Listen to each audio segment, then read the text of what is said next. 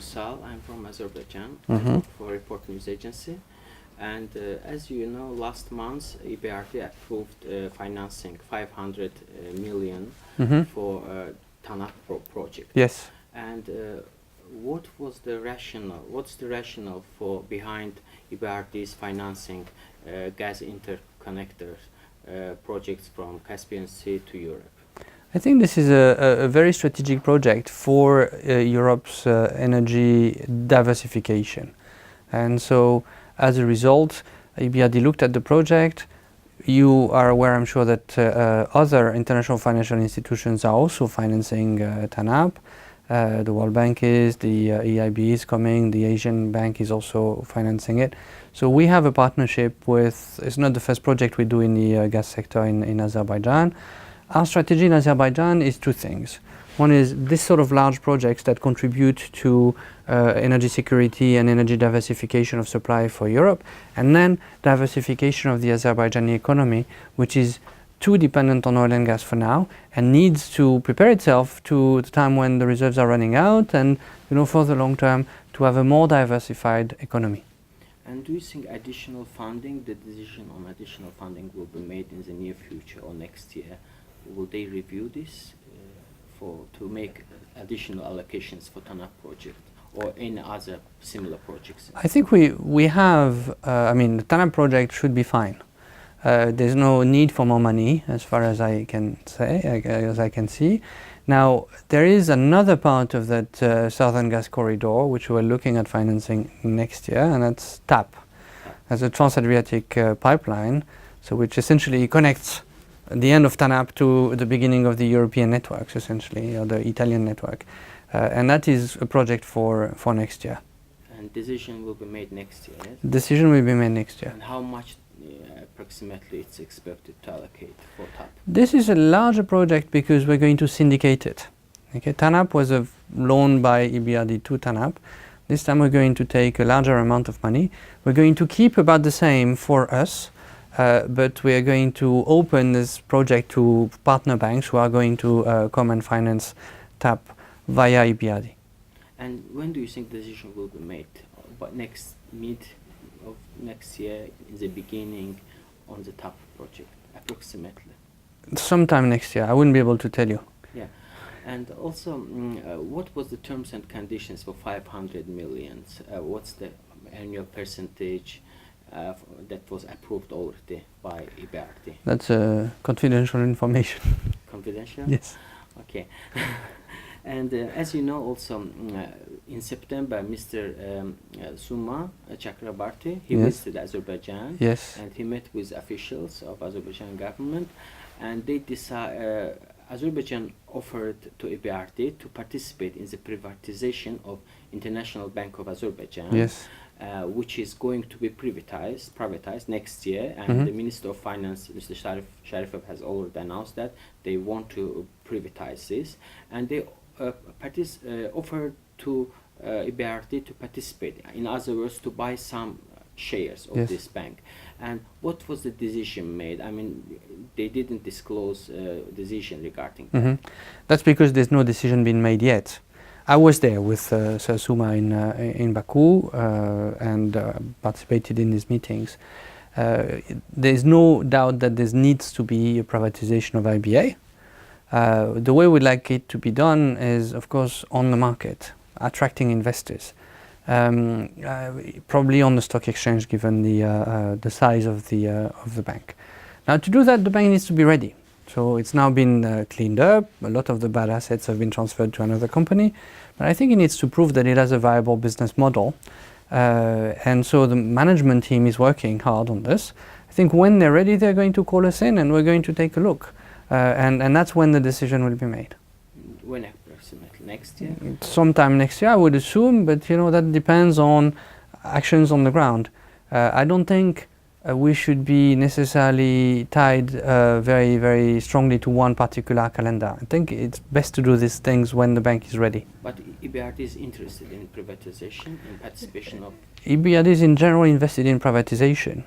But we look at each privatization case on its merit. So we go into the situation, we do due diligence, we look at what we can bring, we look at the value that we can find there, and then we make a decision. So in other words, we're not in principle investing in any privatization that comes up. We look at each one as an investment. Yes, and also as you know that EBRD owns some shares in commercial banks in Azerbaijan, several banks, and some banks are going to be consolidated in Azerbaijan. And considering the expected consolidation of some commercial banks in Azerbaijan, are there any plans to sell the shares or increase in some banks?